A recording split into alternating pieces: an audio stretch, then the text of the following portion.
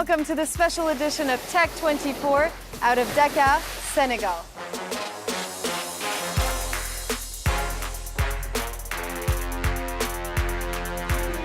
This Western African nation is becoming a new tech El Dorado with startups springing up throughout the nation. With a good internet connection, incubators, and investment funds, the capital Dakar in particular is allowing startups to develop. The government has set the goal of reaching 35,000 new jobs in the field of technology by 2025.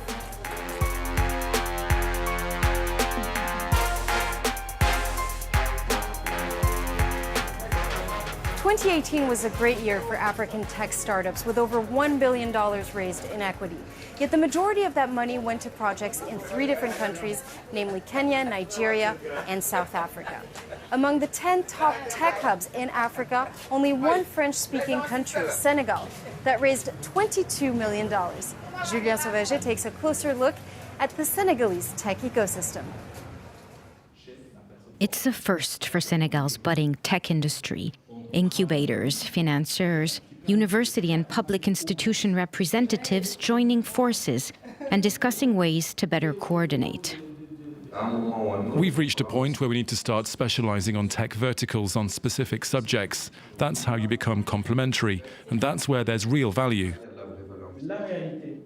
Everyone is looking for the successful entrepreneur, the one who knows how to scale. That's how you make earnings.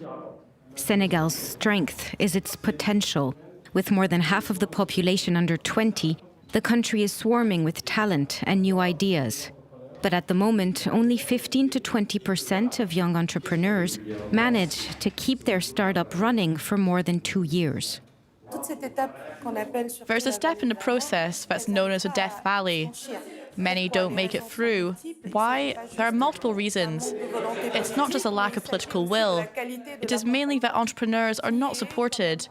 We lack the tools and mechanisms to help them make it through this Death Valley.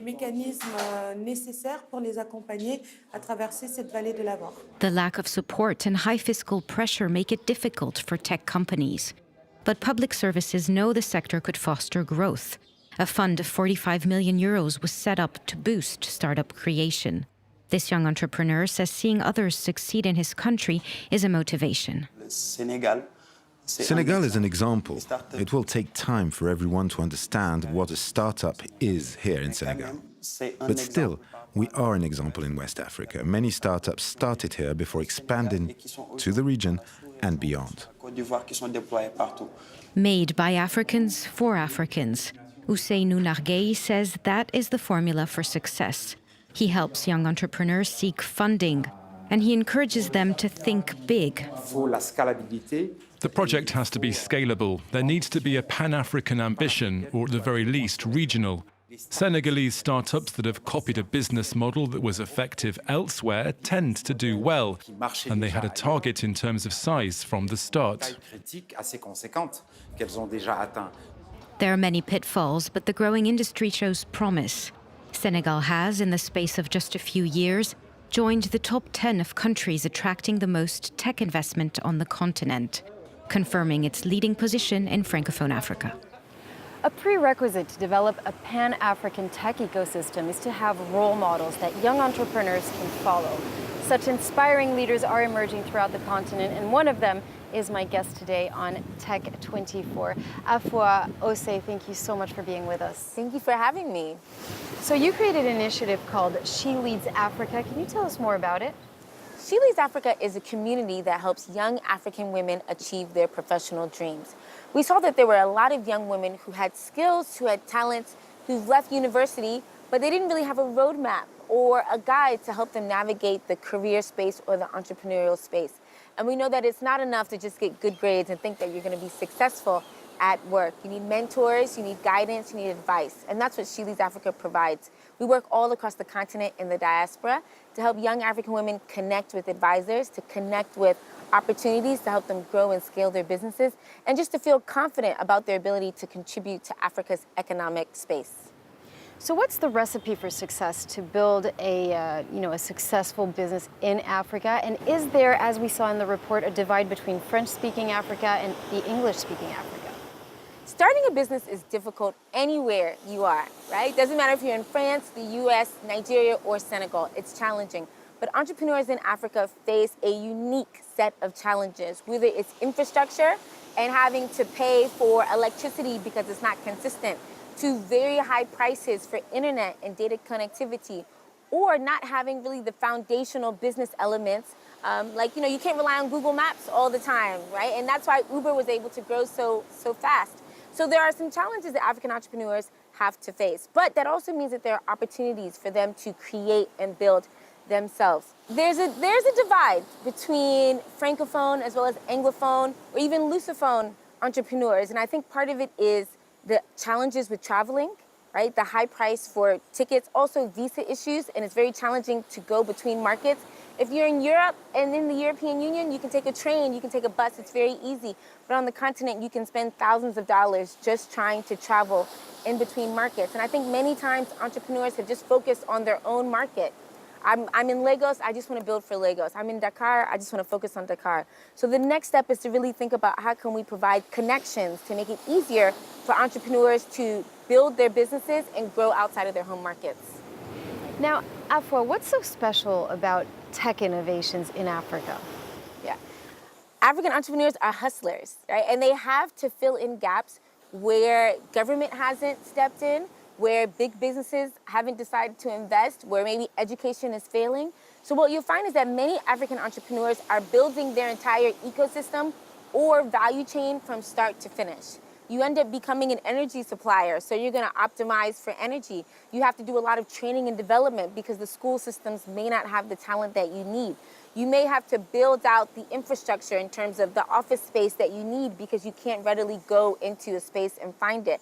So what we find is that entrepreneurs, they're gonna do more with less resources, which means when there are challenges, when there's downturn or maybe a recession, they're gonna be more hardy and able to stand through those challenges.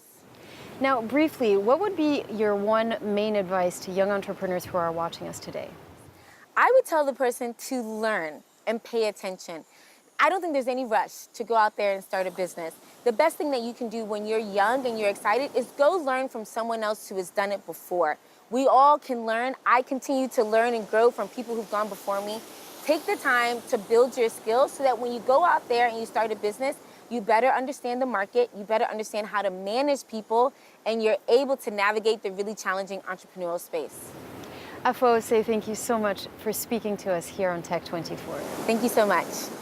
Now, Afua, you may know this, but 30% of all tech workers here in Dakar are actually women. And this year, the Digital Women's Day, an event that sheds light on women in tech, has given out its most prestigious award to Ariel Kitio. This scientist from Cameroon has created an initiative called Casety that introduces young girls to coding and robotics. Our France 24 team met with Ariel and followed her on her mission to empower the next generation of African women. A small room, a computer, and a digital platform. Under the supervision of Ariel, this 14-year-old is taking her first steps into a completely new universe, coding. It's a startup built on a dream, get thousands of young Africans into coding, the brainchild of this 26-year-old PhD grad and software talent. Our aim is to create a new generation of tech leaders and provide children aged 7 to 15 with a passion for science and a love of technology. A passion that sees Ariel crisscross all over the continent. Today she is on her way to Douala, the economic capital of her native Cameroon. In this school, 30 new students thirsty for coding knowledge are eager to get started. These teenagers work on a program called ABC Code designed by Ariel. The tool allows children to create their own digital apps. Patricia and Danielle, just 12, have invented a program to detect autism, a disease that affects globally one child in every 160. I have a friend who is autistic, and everybody mocks him. Thanks to his project, which I can show to my friends, they'll now be able to take an interest and change their opinion towards autistic people. Discovering local talents and transforming them into digital tools for Africa's benefit. It's Ariel's daily obsession. She has high hopes for her protégés. My vision is that tomorrow, when we talk about Jack Ma, Mark Zuckerberg or Bill Gates, they'll be joined by someone from here who can bring solutions relevant to our situation. Thanks to her educational work in science and technology, Arielle and her team have already trained more than 6,500 children across Africa, and her adventure is just beginning.